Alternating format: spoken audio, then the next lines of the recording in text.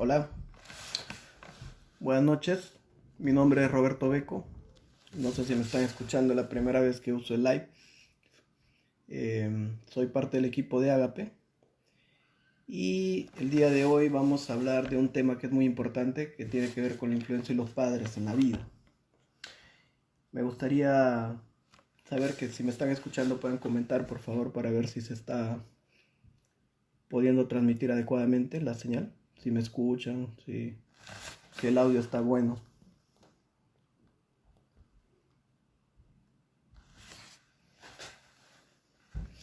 Bueno, asumiré que sí. Los padres, ¿cierto? Los padres son un tema muy importante en la vida. Todo lo que nosotros somos viene de los padres. Somos mitad papá, mitad mamá. El padre y la madre son la base del ser humano. Son la base de la personalidad. Y muchas veces un defecto en relación al padre o a la madre puede generar serias dificultades en el desarrollo de la personalidad, en la vida. Cuando el psicoanálisis empezó a estudiar la influencia de los padres, hola Brigitte, hola Linda, Guadalupe, Sachiko, ¿qué tal? Bienvenidas. Cuando el psicoanálisis empezó a estudiar la influencia de los padres, entonces empezó a ver la relación que había entre la madre, el padre y la infancia. Había una frase que era muy famosa en ese tiempo que decía, infancia es destino, ¿cierto? Entonces, Jung habló de la difícil tarea de liberarse de la influencia de los padres. Los padres siempre van a influir en nuestra vida, nos van a marcar, sea que estén presentes o que no estén presentes. Incluso cuando no hemos conocido a nuestros padres, la influencia de los padres siempre está presente en nuestra vida hasta el final. Sea que hayamos tenido una buena relación con ellos o no, nuestros padres son nuestros padres. No podemos tener otros padres que los padres que tenemos. Cuando hablo de padres, no solamente me refiero a los padres biológicos, sino también a las personas que muchas veces ejercen esas funciones relacionadas, digamos, a la crianza, al afecto. Buenas noches, Valeria, Ana, Yara, Jan, ¿qué tal Jan? Un gusto verte, Eli. Hay muchas personas, no voy a poder mencionar a todas, eh, me va a ser imposible. Pero bueno, bienvenidos a todos. Muchas gracias por sumarse, por compartir también esta serie de conferencias. Y bueno, estamos hablando de que Jung había planteado la difícil tarea de separarse de los padres, ¿cierto? O sea, no es fácil separarse de la influencia de los padres. Entonces, la vida tiene dos etapas, según la psicología analítica de Jung. La primera etapa tiene que ver con desarrollar un yo, o sea, una personalidad, un ego, una estructura, ¿no?, de personalidad. Y en esa etapa inicial de la vida, sobre todo en los primeros años, la presencia de los padres es muy importante. Hubieron muchas investigaciones, por ejemplo, con niños pequeños, donde exponían a niños a situaciones donde no había nadie, no había alguien que corresponda a sus estímulos, ¿no? El niño se desespera, el niño cuando no recibe ese estímulo del padre o de la madre, no están presentes, entra en una especie de shock, de bloqueo, y después se retira entrando en fases depresivas. Las investigaciones que hicieron muchas veces los médicos en los hospitales donde los niños morían, o sea, sin una causa aparente, llegaron a la conclusión de que muchas veces los niños que fallecían eran niños que no habían tenido ningún estímulo. Y había niños en ciertas salas que vivían y se dieron cuenta que había una enfermera que les hacía caricias, los cargaba. Y de ahí se desarrolló una teoría que es muy importante, que es la teoría del apego, que dice que el contacto de los padres al inicio de la vida, sobre todo los 3 primeros años de vida, son fundamentales. Eh, Seguramente ustedes han visto siempre, cuando nace un mamífero, la madre lo lame, ¿cierto? Lo estimula, los perritos, los gatitos. Entonces hay una correlación directa entre la piel y el sistema nervioso. O sea, la capa de la que vienen los tejidos de la piel son los mismos de los que se desarrollan los tejidos nerviosos, el ectodermo. Entonces, la piel, que es un órgano que tiene que ver con el tacto, con el contacto físico, el afecto, es el único sentido el contacto, que requiere una relación de ida y vuelta. Por ejemplo, yo puedo oler algo y no necesariamente ser olido, puedo ver algo y no ser visto, puedo probar algo y no ser probado, ¿cierto? Pero no puedo jamás tocar sin ser tocado. Entonces, en ese contacto físico, la relación de los padres al inicio de la vida es fundamental para desarrollar el sistema nervioso del niño. Entonces, los niños que no tienen ese apego, ese contacto, yo he tenido incluso pacientes que muchas veces nunca han sentido un abrazo de su madre, ¿no? Un abrazo del padre, un contacto físico, un beso. Entonces, cuando el niño está en desarrollo, la influencia del padre empieza en ese contacto, ¿no? Muy animal, muy primitivo. Los perros, por ejemplo, solamente son lamidos, acariciados, en un estado salvaje, cuando son bebitos y cuando están en celo. Pero nosotros, al domesticar a los perros, o sea, al acariciarlos, mantenemos esos animales en un estado dócil, ¿cierto? Creamos un vínculo afectivo a través del cariño. Y entonces ese perrito puede asociar, como decía Desmond Morris, que era un estudioso de la conducta animal, que el perro asocia el estímulo afectivo con la imagen de la madre o del padre. Entonces, para ese perrito puede ser que tú seas su mamá. Simbólicamente el perro asocia, es lo que le llamaba Desmond Morris, el imprinting, hace una impregnación.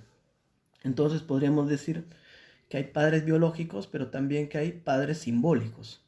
Que para algunos nuestro padre puede haber sido nuestro papá biológico, pero fue más papá el abuelo, por ejemplo, ¿no? Porque el padre se fue y fue el abuelo quien nos crió. Entonces hay un aspecto que tiene que ver con el padre a nivel biológico y un aspecto con quién hizo esa función del padre. ¿Quién fue nuestra representación de nuestro padre o de nuestra madre? Y entonces puede ser que la abuela haya sido mucho más madre que nuestra propia madre. Entonces, cuando hablamos de la influencia de los padres, no estamos limitándonos a la influencia del padre biológico, de la madre biológica, sino que estamos abarcando a las personas que hicieron esa función en nuestra vida.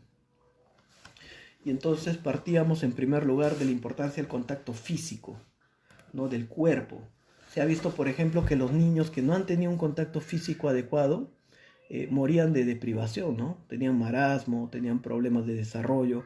Los niños que eran estimulados, cargados, se desarrollaban mucho más. Y entonces es muy importante el contacto afectivo.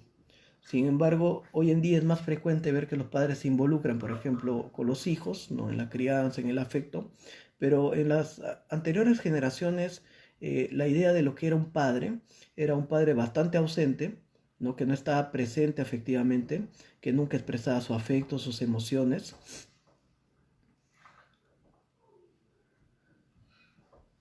¿Sí? Y entonces, ahora te respondo, Kiara. Entonces, digamos, esa idea del padre, ¿no? Que muchas veces era el hombre que venía al trabajo, un proveedor, ¿no? Que el recuerdo que tiene el hijo es de un hombre que llega a comer cansado, un periódico abierto que no le ve la cara, que llega a ver el televisor.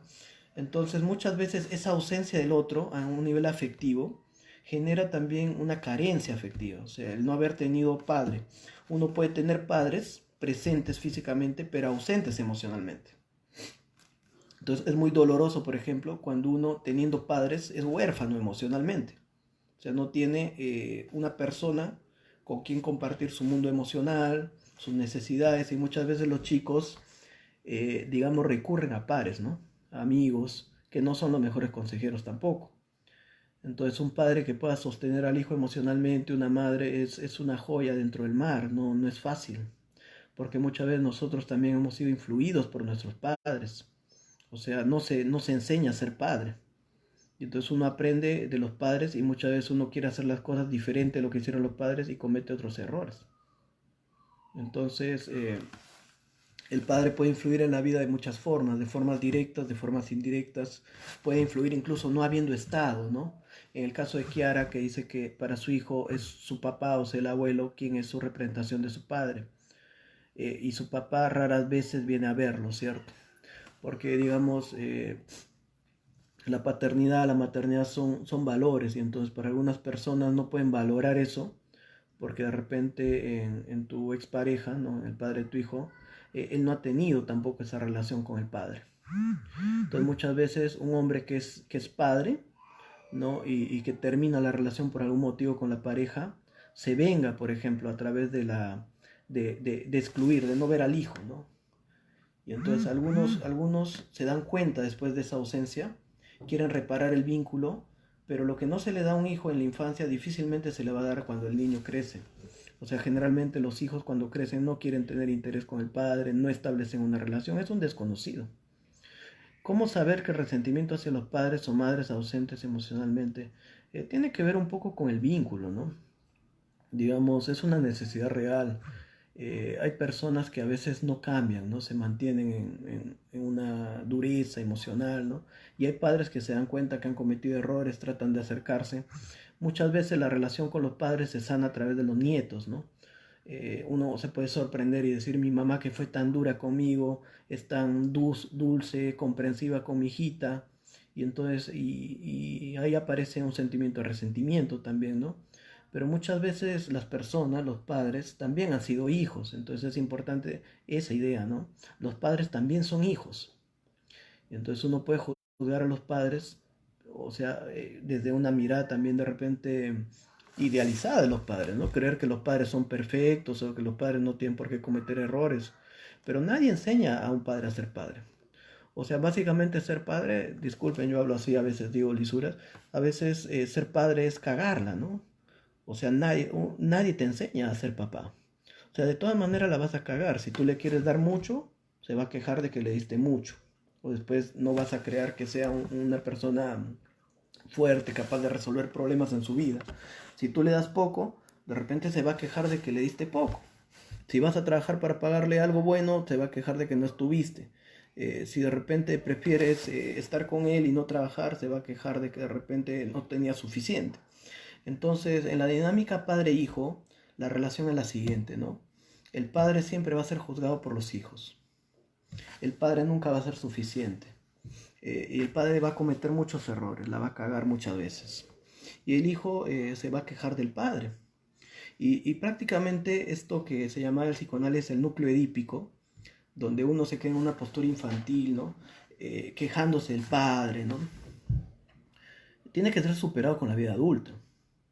Jung decía, el análisis, la psicoterapia comienza realmente cuando uno deja de culpar a sus padres, a su infancia, de sus problemas y asume la responsabilidad de su vida. Entonces, en el mundo del niño, el niño ¿qué hace, no? El niño extiende la mano, dice, o apunta, dice, y le dan las cosas. O sea, el mundo le provee las cosas. Y él pide y no da nada a cambio, ¿cierto? Entonces él pide algo y se lo dan y no tiene que dar nada a cambio. Después, ¿qué más hace el niño? Le cuesta perder, no quiere todo, no sacrifica, no tolera la frustración. Entonces el niño, si quiere un objeto, por ejemplo, que esté en un lugar, quiere que el objeto venga hacia él, es pasivo frente al mundo. Y entonces hay muchas personas que al no poder elaborar adecuadamente su infancia, estos nudos, ¿no? También muchas veces al ser sobreprotegidos, muchas de las personas sobreprotegen a sus hijos, les dan demasiadas cosas y generan también hijos que son ineficientes, que no pueden lidiar con la vida, que la vida les gana, que no pueden resolver sus problemas, no pueden mantenerse solos, siguen viviendo en la casa de los padres. Entonces, el exceso de madre y el exceso de padre son tan dañinos como la ausencia de los padres. Entonces, eso hay que tenerlo en cuenta. ¿Cómo sanar resentimientos? Hay que hacer una psicoterapia. O sea, las charlas no son una psicoterapia, son una orientación, es un compartir, un promover. Hay que hacer un proceso terapéutico y ese proceso realmente tiene que ir quien está dispuesto.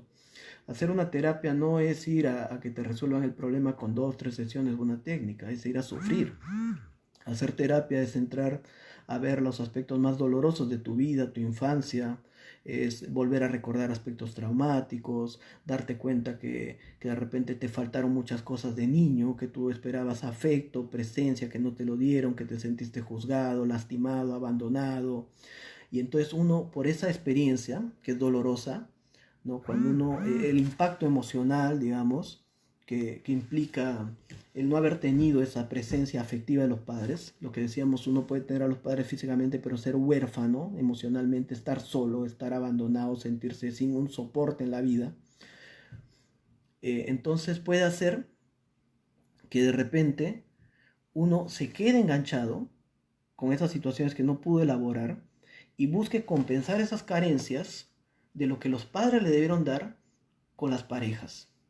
Lacan, un famoso psicoanalista, decía, ¿no?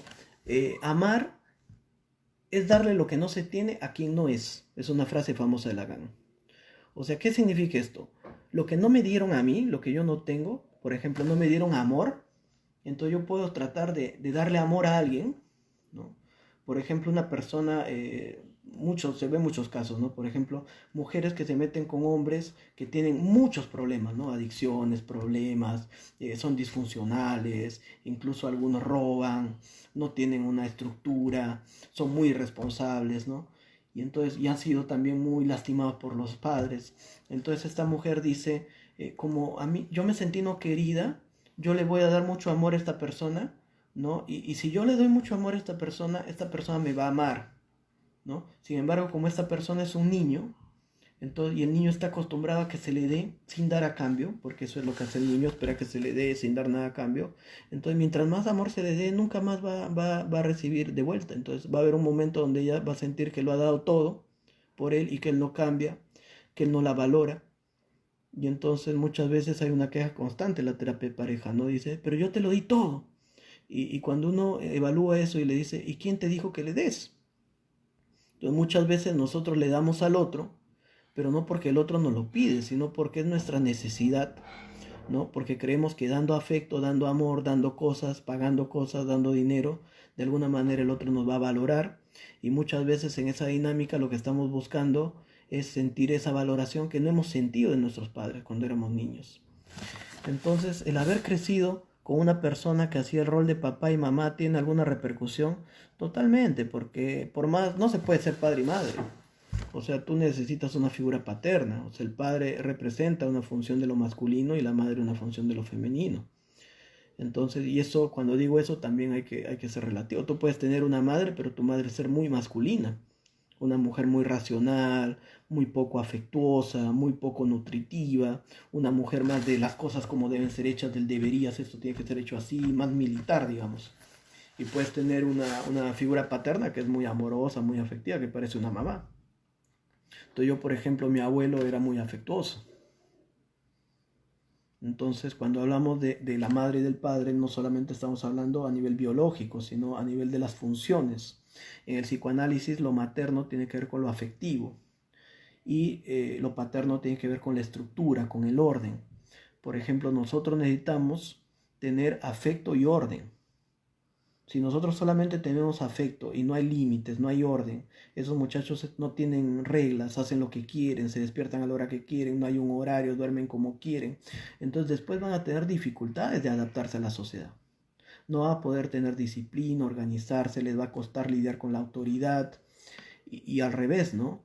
Si de repente no han tenido afecto, van a estar muy carentes de afecto y van a estar buscando eso. Y toda la energía psicológica va a estar atrapada en la dependencia, en buscar el amor. Y entonces es muy triste ver una persona que tiene 30, 40 años y que no ha superado eso, ¿no? Esa carencia infantil de afecto y que toda su vida circula en torno a la pareja, que hizo la pareja, ¿no? Entonces cuando van a terapia te cuentan que hizo la pareja, que no hizo, que lo bloqueó, lo desbloqueó, que está haciendo esto, que está saliendo con el otro. Entonces no tienen una vida propia. Su vida gira en torno al otro, en torno a la pareja, en torno a la búsqueda de afecto. Entonces viven en un drama, en una telenovela, donde digamos no hay una dimensión de la vida propia. No hay, digamos, una vivencia de para qué estoy yo acá en mi vida, qué voy a hacer conmigo, dónde voy a poner mi energía. Están permanentemente fijados en el otro. O sea, viven en el mundo del otro, no tienen un mundo propio. Y entonces, esa carencia de los padres, esa ausencia de los padres, no hay nada tan desesperante que el vacío que genera la ausencia en un niño. O sea, yo tenía pacientes que los padres los dejaban solos de niños, iban a trabajar, ¿no? Y entonces, y eso puede en algunos niños desarrollar una autonomía, pueden ser niños que se vuelven muy autónomos, independientes, pero también puede desarrollar grandes trastornos, ¿no? Como el trastorno limítrofe de la personalidad, que está muy asociado a este abandono, ¿no?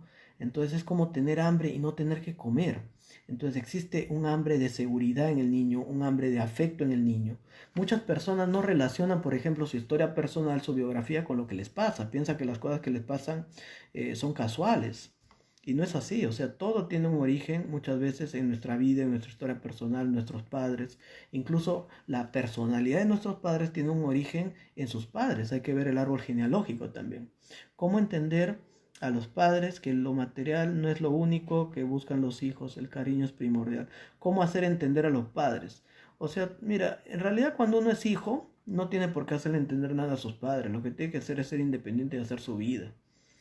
O sea, tú no tienes por qué estar de acuerdo con lo que piensan tus papás. Si para ti esos son tus valores, adelante con eso. Pero eso está indicando que tú no has podido independizarte de esa influencia del padre.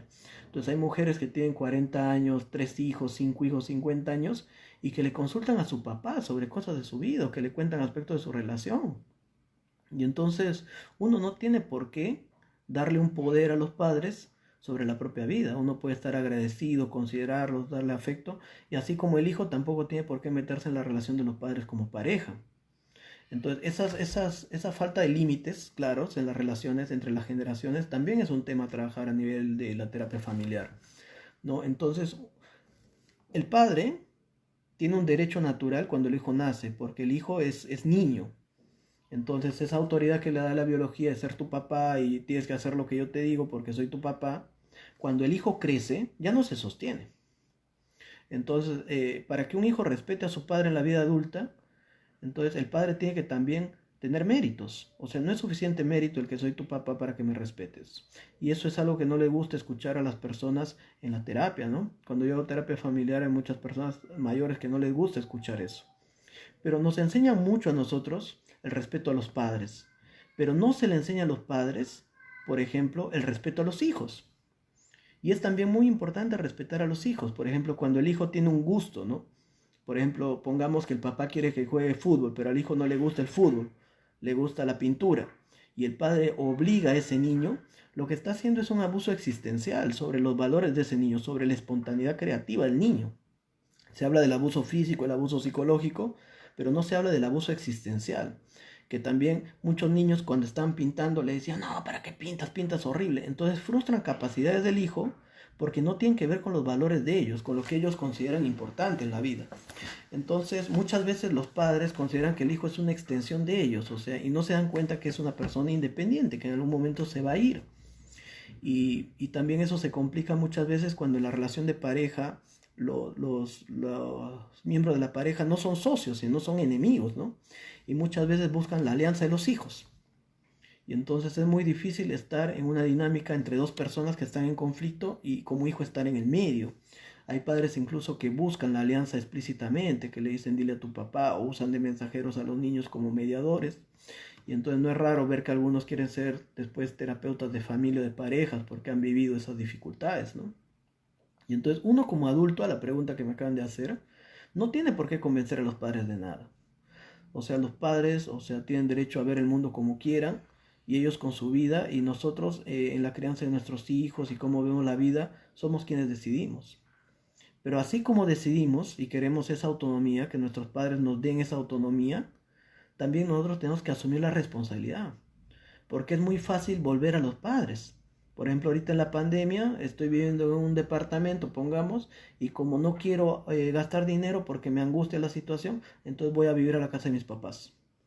Y entonces, ¿cómo tú pides respeto, pides autonomía, que no se metan en tu vida, si tú ante el primer problema que tienes como adulto recurres a tus papás? Entonces hay una contradicción.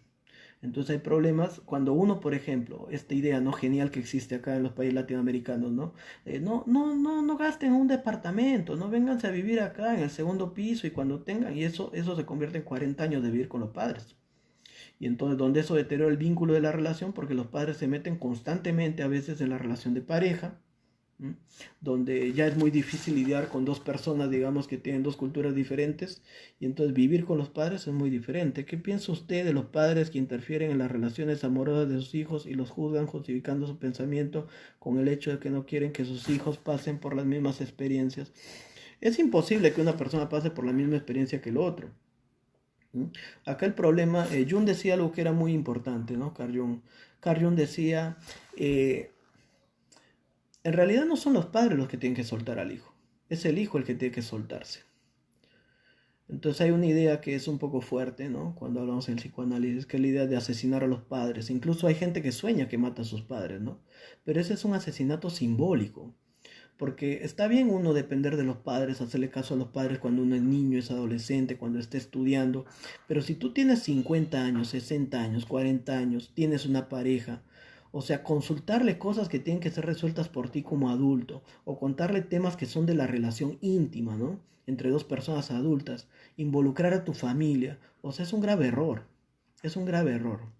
Deteriora los vínculos. Por ejemplo, en los casos de infidelidades, muchas veces de hombres y mujeres, lo primero que hace la persona afectada es ir a contarle a la familia, ¿no?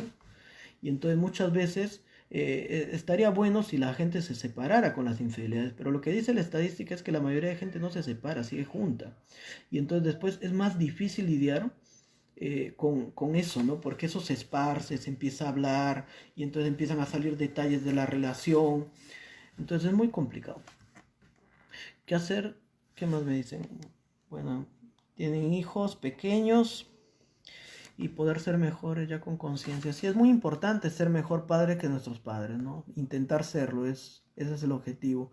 O sea, Winnicott, que era un psicoanalista famoso, decía, no existe padre perfecto, existen padres suficientemente buenos. O sea, siempre nos vamos a quejar de que nuestra mamá no nos dio algo, nuestro papá le faltó dar algo. Y entonces, pero digamos, ser adulto es asumir las carencias, ¿no? Bueno, yo hubiera querido que mi madre sea más cercana, que mi padre esté, no estuvo, nos dejó. Entonces yo me hago cargo de eso, asumo ese dolor, trabajo eso, acepto, esto es lo que hay. Bueno, le agradezco a mi padre haberme dado la vida, ¿sí? Por ejemplo, mi padre es muy inteligente, ¿no? O sea, es muy inteligente. Yo he heredado aspectos de él, pero más allá de eso no ha tenido una gran relevancia en mi vida. Entonces, y es lo que nos toca, uno no elige a los padres. Y entonces uno no puede quedarse en eso, ¿no? En lo que no te dieron, en la queja. Entonces el niño se queda en esa actitud pasiva, esperando, culpando al otro, esperando que el mundo le provea, que el mundo le dé. Y eso es quedarse en el mundo del niño. Y lo que tenemos que hacer es asumir la vida, ¿no? Y si tenemos hijos, tratar de ser mejores de lo que fueron nuestros padres. Y no es fácil porque uno está atravesado por la historia familiar. Cuando uno empieza a ver el árbol genealógico, por ejemplo, y empieza a ver, ¿no? Todas las mujeres de la familia separadas. La abuela separada, madre soltera. La hija, madre soltera. Las tías, madres solteras. O sea, hay en esa historia familiar un patrón repetitivo, transgeneracional, que hace que por algún motivo las relaciones entre hombres y mujeres fracasen. ¿No? Y entonces, y son cosas que no se hablan, ¿no? Son cosas que no se hablan, que no se dicen. Muchas personas no quieren ir a una terapia, ¿no? El hombre, el 85% de las veces evade, ¿no? Evade los problemas y la mujer insiste, ¿no? Pero al final, cuando la mujer ya está fuera de la relación, muchas veces el hombre quiere recuperar su familia, quiere ir a terapia y es demasiado tarde, ¿no? Esa dinámica se ve mucho, mucho, bastante. Y hay resentimiento, ¿no? Ay, cuando yo quise, cuando ya estaba mal, tú no querías y ahora que yo ya estoy bien, que ya tomé la decisión de separarme, tú vienes, me vuelves a complicar las cosas, yo ya decidí, me fue al psicólogo para decidir. Y entonces, y muchas veces lo que se requiere es hacer un cambio tan difícil en la vida que por más que las parejas intenten, no es posible, ¿no? Sobre todo si uno cree que va a poder hablar o resolver esto sin ayuda profesional, es complicado. Incluso muchas veces con terapia, el fin de la terapia de pareja no es unir a las personas. Muchas veces lo más congruente, la conclusión a la que llega la pareja es la separación, ¿no? Aprender a separarse bien. Y entonces muchas veces las personas creen que hablando, que haciendo acuerdos, van a resolver los problemas y lo que encontramos es que complican más las relaciones porque van acumulando situaciones a lo largo de la vida que son bastante complejas, difíciles. Y también nosotros tenemos que darnos cuenta de que hay dos parejas, ¿no? O sea, hay una pareja ideal, que nosotros nos hacemos la idea de lo que debe ser una pareja, cómo debe ser el otro, y está la pareja real, o sea, la realidad. Entonces, lamentablemente, ¿no? Nosotros cuando nos enamoramos o vemos una persona, proyectamos en esa persona lo que nosotros desearemos que esa persona haga o como sea. Pero la persona es como es. Y entonces al final me doy cuenta que el lunar era verruga, ¿no? Que aquel aspecto que tanto me gustaba lo veo bien después y no me gusta. ay, qué lindo habla, ¿no? Y después este huevón todo el tiempo está hablando, nunca se calla, ¿no? Qué antipático. Entonces muchas veces los mismos motivos que enamoran a las personas, cuando las personas se conocen entre sí, son motivos de pelea, de distanciamiento, de desagrado. ¿Mm? Entonces, ya decía John Goodman, ¿no? El 69% de los problemas en la pareja no se resuelven. Y eso influye mucho también la idea de los padres, ¿no? ¿Cuál es el modelo familiar que yo he visto? Porque, por ejemplo, si mi modelo familiar es, por ejemplo, un modelo en el cual la mujer se somete, se olvida de sí misma, aguanta, por ejemplo, maltratos, infidelidades, ¿no? Entonces yo, el mensaje que aprendí de mi madre fue que una mujer tiene que aguantar, ¿no? Por los hijos, por la familia. Incluso la madre se justifica, ¿no? Yo no dejé a tu papá por ustedes, ¿no? Pero en realidad fue el miedo que ella tenía a perder la familia, o a que la juzguen, o el miedo a cómo va a enfrentar el mundo sola, porque no es difícil, es muy difícil, no es fácil eso. Entonces, pero es una carga. Cuando el padre pone sus temas no resueltos en los hijos es una gran carga. O sea, lo mejor que uno puede hacer como padre es trabajar sus problemas, ¿no? Trabajar sus problemas para no ponerle tus problemas emocionales a tus hijos. El gran problema es que la gente piensa que no tiene problemas, ¿no? O sea, se distraen, va por la vida, ¿no? Y ignoran eso, ¿no? Hércules, que es un héroe griego, tenía que hacer una tarea una vez, ¿no? Tenía que limpiar un establo que está lleno de heces, ¿no? De animales, está lleno de mierda, ¿no? Hasta la rodilla, digamos, y él tenía que limpiar todo. Entonces empieza él, como era muy fuerte, a mover unas grandes piedras que había ahí y a armar el canal del río para poder así desviar el curso del río y lograr, digamos, que el agua se junte de los dos ríos y se lleve todas las heces. Y entonces, en ese mito, nosotros podemos ver que Hércules representa la fuerza de la voluntad, la fuerza del ser humano. Y el establo representa a nosotros mismos, nuestro ser. Y las heces son, bueno, toda la mierda que hemos acumulado a lo largo de la vida. Y entonces a veces eso ni siquiera viene de nosotros, estamos cargando también los problemas de nuestros padres, de los abuelos, cosas que no resuelven y se van transmitiendo en la crianza de generación en generación. Y entonces, por ejemplo, un modelo de mujer que se somete, que aguanta, ¿no? Y al revés, entonces uno también puede rechazar, ¿no? Hacer un complejo negativo y decir, yo no voy a ser una mamá como mi madre, ¿no? Entonces yo no me voy a dejar pisar el poncho. Entonces el primer hombre que me haga esto, yo lo mando a la miércoles, yo no voy a depender de un hombre, ¿no? Y entonces, pero estás igualmente influenciado por la madre, ¿sí? Porque digamos, si yo me doy vuelta, si mi madre está al frente, por ejemplo, y yo me doy la vuelta así, ¿no? Yo sigo ahí en esa línea, ¿no? Sigo en la misma dirección, o sea, no es que yo me moví a un costado, yo sigo en la influencia de la madre. Entonces, y uno cree que haciendo lo opuesto de que los padres hicieron, se ha liberado de esa influencia, pero está totalmente influido por la madre. Incluso hay una frase en las constelaciones que dice, yo voy a hacer lo que tú no pudiste. Entonces, si tú no pudiste separarte de mi papá, que era un hombre que no amabas, cuando te engañó, yo la primera que me engañe me separo. Y entonces, y de repente en el sentimiento, ¿no? La mujer no quería separarse, sino que como no quiere ser como su madre, e incluso muchas juzgan a la madre, ¿no? Yo no aguantaría, y le dicen a la mamá, mamá, ¿qué haces con él? ¿Por qué no te separas, no? Y se molestan con la madre, ¿no? Como mujeres se indignan, por ejemplo, de que su madre aguante. Pero uno no se puede meter en la relación de los padres, o sea, cada persona, cada vínculo, o sea, uno no puede meterse en otra relación de entre dos personas. O sea, tú no sabes qué es lo que pasa ahí, cómo lo viven, qué es lo que cada uno... ¿m? Y entonces constantemente también los hijos se meten en la relación de los padres, a juzgar la relación que tienen, ¿no? Pero esa es la relación que pudieron construir y si a nosotros no nos gusta esa relación tendremos que trabajar para no repetirla, pero eso no va a pasar de forma espontánea. O sea, hay que hacer trabajo personal, hay que hacer muchas horas de terapia. Entonces, sobre todo si son terapeutas, psicólogos, ¿no? Hay muchos que ni siquiera han hecho ni 10 horas de terapia en toda su vida y atienden pacientes. Entonces, quien no trabaja la relación con los padres, posiblemente está cargando muchas cargas del pasado, muchas situaciones no resueltas, y no se da cuenta de toda la carga que le está poniendo a los hijos. Entonces, detenerse a hacer esa limpieza, del establo de Hércules, ¿no? Limpiar el mundo interior, las cosas que hemos venido acumulando a lo largo de la vida, la relación con los padres, la infancia, las carencias, la relación con exparejas, lo que hablaba Carlos, ¿no? El día de ayer, es una tarea importante en la vida. Lo mejor que puede hacer un padre por un hijo es no darle más cargas a nivel emocional. Y eso es bastante difícil. Entonces uno tiene que trabajar en uno mismo para que el hijo no cargue con lo suyo. La vida ya es suficientemente difícil como para estar cargando a los hijos. O sea, la vida es difícil, no es fácil. El mundo no es sencillo, no es un camino lleno de flores que hay que ir transitando alegremente, ¿no?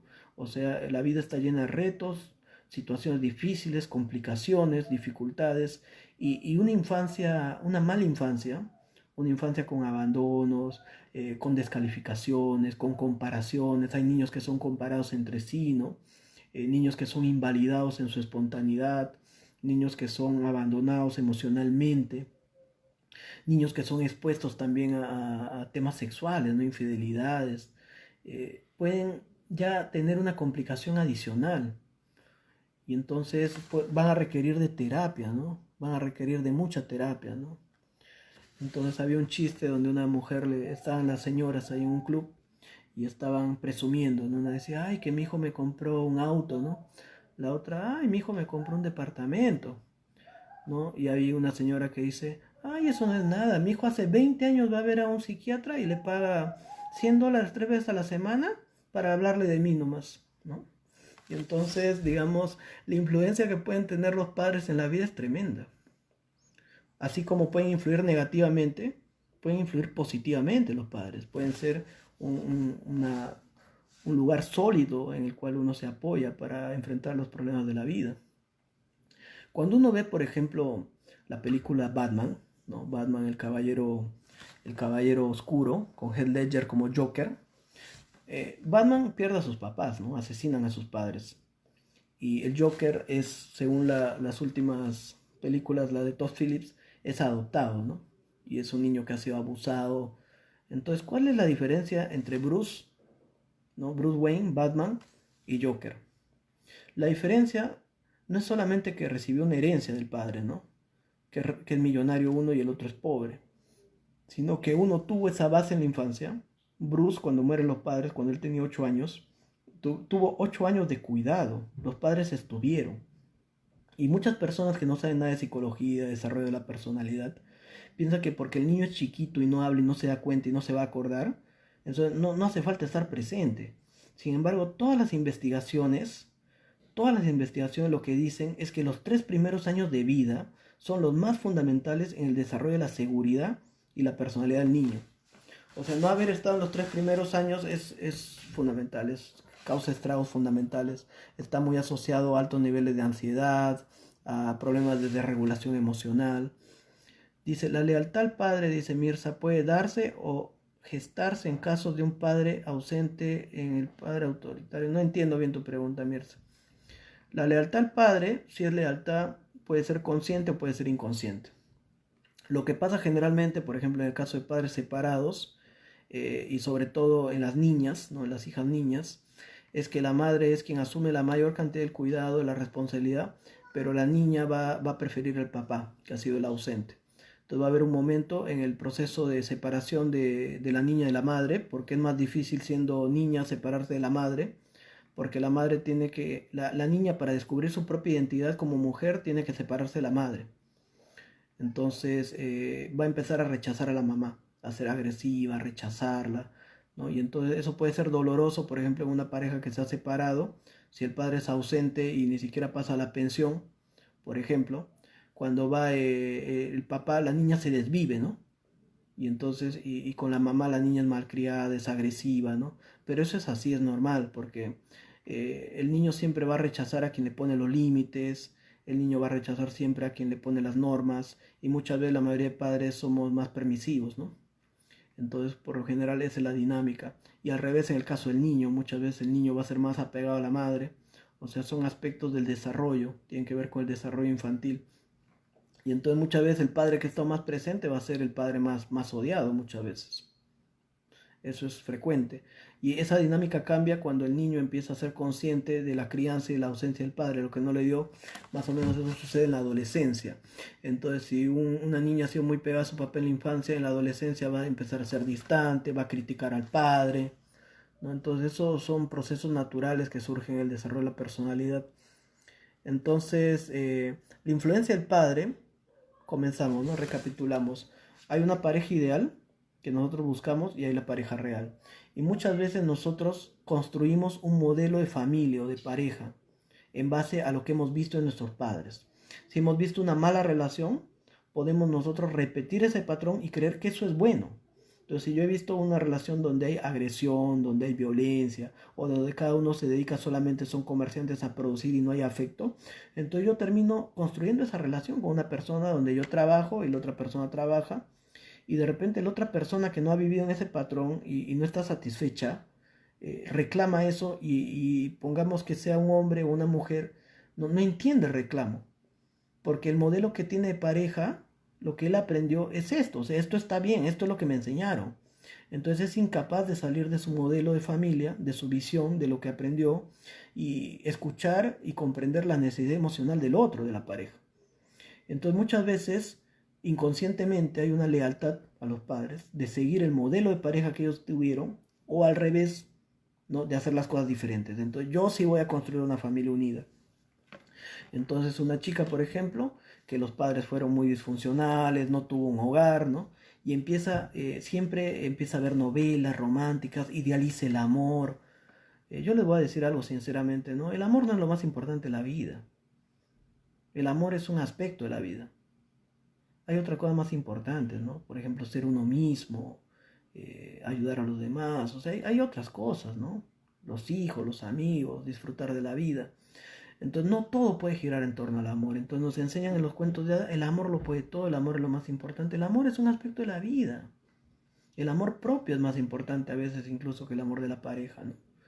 Y entonces, y uno idealiza el amor, ¿no? Cree que cuando encuentre a alguien va a ser feliz, el príncipe azul me va a salvar. Y entonces realmente desde esa carencia va a fracasar porque nadie te va a resolver las carencias internas. Lo que tú no has resuelto contigo no te lo va a dar otra persona. Entonces, si tú no puedes estar contigo bien, no vas a estar bien con alguien más, va a ser más complicado. Ya si con uno es complicado, con dos es peor. Entonces, para construir una relación, primero tienes que estar bien tú, ¿no? Entonces, la gente quiere encontrar una buena relación estando mal, es incongruente. O sea, si una persona está bien y tú estás mal, apenas vea que estás bien, se va a ir, ¿no? Salvo que te quiera mucho, que te quiera ayudar o salvar, ¿no? O que sea muy comprensivo, ¿no? O que tampoco, o que sea salvador o masoquista también, ¿no? Pero lo general es que cuando uno tiene más conciencia y trabajo personal, piensa más con quién se involucra. Entonces la gente quiere, es como esa canción de Marisol, ¿no? Que dice, todos los hombres son una basura, ¿no? Pero ¿dónde busca ella las parejas, ¿no? En el basurero. Entonces, porque si todos los hombres de su vida son una basura, ¿desde qué patrón está buscando el hombre? ¿Qué tipo de hombres busca? ¿En cuáles se fija? ¿No? Entonces hay un cuento de un personaje árabe que se llama Nudia Nasruddin, ¿no? Y Nudia Nasruddin ya era viejo y no se había casado. Entonces le dicen, Nudia, ¿por qué tú nunca te casaste? Dice, es que buscaba a la mujer perfecta. ¿Y qué pasó? Dice, bueno, pasó que quería una mujer que sea muy buena en la cama, muy inteligente, buena en los negocios, muy comprensiva y amorosa, buena madre, ¿no? ¿Y qué pasó? Encontré una que era buena en los negocios y buena en la cama, pero era totalmente fría y racional. Encontré otra que era muy emotiva, pero era muy mal en los negocios y en la administración del hogar. Entonces empieza a enumerar así todas las posibilidades, ¿no? Y dice, yo un día encontré una mujer que era hermosa, amorosa, buena en la cama, muy buena emprendedora. ¿Y qué pasó? Dice, no, ella no se fijó en mí, dice, ella también buscaba un hombre perfecto. Entonces muchas veces nosotros queremos una pareja perfecta, ¿no? Una pareja que esté bien, que sea comprensivo, pero no hemos trabajado en absoluto en nuestra propia personalidad, autoestima. Entonces, yo honestamente, si veo una persona que puede ser, no sé, muy hermosa, pero que va a complicarme la vida, yo prefiero pasar de largo, honestamente.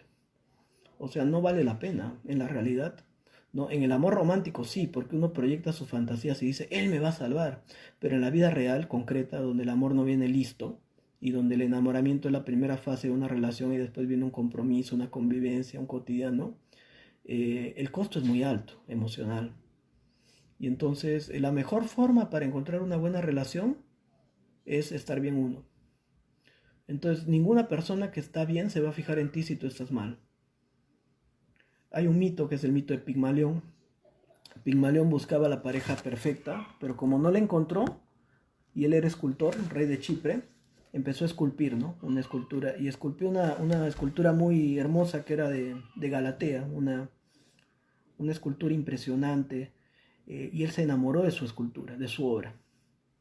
Y entonces la diosa del amor, Afrodita, conmovida por el amor, la pasión que había puesto Pigmalión en esta escultura, decidió darle vida. Entonces cuando Pigmalión fue a ver a su escultura, la tocó, se dio cuenta que la piel de la escultura no era de mármol, sino era tibia, era piel. Entonces se enamoraron y se casaron. Y entonces ese mito dice que el amor perfecto no se encuentra afuera, hay que construirlo, hay que esculpirlo. Hay un símbolo muy famoso que usa la masonería, ¿no? Que es el escultor de sí mismo. Se ve un hombre que se está esculpiendo a sí mismo. Entonces, el principal aspecto de la pareja es el trabajo personal, es la persona. Entonces, si la persona está mal, la pareja va a estar mal. Y entonces hay que ver la relación de nuestros padres, es el reflejo de cómo están ellos como personas. Muchas veces también son hijos que han sido heridos, los padres también han sido hijos, los padres también han tenido traumas, también han tenido problemas con exparejas. Muchas veces los padres no esperaban hacer una familia, salió embarazada la mujer y los obligaron a casarse, esos eran los tiempos anteriores, y uno está dentro de una relación y no sabe cómo salir. Y entonces, pero realmente no se aman, o sea, hay personas que son muy buenas como amigos, ¿no? Yo le decía a una paciente, ¿no? Por ejemplo, conozco a su pareja y todo, yo le decía a esta paciente, este pata es bien bacán para tomarse unas chelas y todo, es excelente para conversar, pero definitivamente no es la mejor opción para hacer una relación de pareja. Entonces hay personas que están bien para tener una experiencia o una amistad, pero para elegir, por ejemplo, quién va a ser el padre o la madre de tus hijos, hay que ser muy responsables. O sea, los hijos no pueden ser un objeto, un capricho, no pueden ser una forma de unir lo que no se puede unir en una relación. Entonces no es una forma de retener al otro. Entonces los hijos son una responsabilidad, es darle a los hijos una carga. Entonces hay que ser muy consciente. Los hijos no piden venir al mundo, no pueden ser un capricho de los padres. Entonces hay que ver a qué los estamos trayendo, a qué tipo de relación, a qué tipo de madre. Entonces el trabajo personal es la condición básica del amor. Si uno no trabaja en sí mismo, uno no va a conseguir la relación amorosa. Ese es un pensamiento infantil. Una relación amorosa perfecta no se puede sostener si tú estás mal emocionalmente, si nunca te has ocupado de tus heridas, tus problemas, tus carencias. Lo que vas a hacer es establecer una relación asimétrica, niño-adulto, donde tú te vas a poner en una postura infantil, exigirle al otro que el otro cambie, que el otro te debe dar, que tú tienes que hacerme feliz. Esa es la postura del niño. Y entonces hay una relación directa entre cómo hemos vivido nuestra infancia, cuáles son los modelos que hemos visto de nuestros padres y cómo nosotros buscamos la pareja. O sea, esa es una cosa fundamental. ¿Qué tanto puede dañar, dice Melissa, vivir en otro piso de la casa de los padres, de la pareja, y que los padres, eso lo tienes que responder tú. Tú tienes que ver si tú estás siendo dañada por esa relación, sientes que no hay autonomía, que tus suegros se meten en tu vida, en la crianza de tus hijos. Entonces, si tú no te sientes cómoda en esa relación. Decía Jung, por ejemplo, que para que un hombre tome a una mujer, tiene que decirle a su mamá, mamá, hay una mujer más importante que tú en mi vida. Y hay muchos hombres que no pueden despegarse de la mamá. Y entonces esa comodidad que te dan los padres de tener todo cómodo, que te laven la ropa, que te den la casa, entonces hay muchos que pagan los servicios nomás, incluso cuando los padres son ancianos no pagan, no asumen que el padre tiene que pagar todo. Entonces eso que parece un beneficio, a la larga le quita fuerza a la familia, le quita fuerza a la pareja. Porque si la pareja no tiene ese apoyo de los padres, se esforzaría para tener algo propio, para crecer, tendrían más intimidad, podrían criar a sus hijos desde un acuerdo más claro sin que otras personas se metan. Pero es más cómodo tener ahí a los padres para irnos a la discoteca y que los cuiden mis papás. Y entonces esa gran dificultad de asumir la vida adulta Esa ventaja que quieren dar los padres de ayudar a los hijos, muchas veces terminan debilitando a los hijos, terminan quitándole la fuerza a los hijos. Entonces eso tienes que responderlo tú, porque tú tienes que ver desde cómo te sientes, si es que tú te sientes cómoda o incómoda viviendo en esa familia. Hay también personas que no han tenido una familia unida y vivir con los suegros les puede dar una experiencia de tener una familia, algo que no tuvieron, sentirse queridos, recibidos, pero todo depende del tipo de familia, ¿no? Qué tan sana sea esa familia, qué tan bien uno se sienta con ellos. Hay personas que no aceptan, por ejemplo, la relación de los hijos, constantemente rechazan a la pareja y generan malestar, y hay hijos que no son capaces de plantarse entre los padres y decir respeta a mi mujer, ¿no? O sea, son pasivos, entonces la persona siente que la pareja no los defiende, no le dan su lugar. Cuando hay, por ejemplo, familias compuestas, hay madres o padres que hayan podido tener un cariño hacia la anterior pareja con la que tienen un hijo, entonces constantemente están hablando de la expareja o están en alianza con la expareja contra la nueva pareja. O sea, hay una serie de dinámicas muy complicadas. Y cada dinámica, acá no se puede responder en general, o sea, hay que ver cada caso. Mi padre es militar y también abogado, pero me es difícil idear con él, ya que en muchas situaciones tiende a gritar y a gritar. Además, considero que hasta ahora no puedo superar la infidelidad. No puedo. A ver, es muy largo el Considero que hasta ahora no puedo superar la infidelidad de mi madre en su juventud, motivo por el cual muchas veces me dijo que visualiza en mí a mi madre. Eso me pone mal, ya que una persona con la que nunca sé dialogar. Bueno, es un dolor cuando uno se da cuenta que el padre nunca va a cambiar, que no va a ser el que esperamos. Entonces uno como hijo siempre espera que el padre cambie. Pero a veces en la vida hay que tomar al padre como es, hay que aceptarlo, y a la madre. El padre es así, es lo que nos tocó. Y entonces yo te pediría tratar de tú primero hacer una terapia, trabajar esa relación con tus padres, o sea, son dos experiencias que te han marcado. Entender también de repente desde el punto de vista de tu madre cuáles fueron los motivos que la llevaron a ser infiel con tu padre. Y tú mismo estás experimentando que no es fácil vivir con tu padre, es difícil, es una persona difícil, porque muchas veces se ve la infidelidad buscando un culpable y no como una consecuencia de la dinámica, ¿no? En la relación.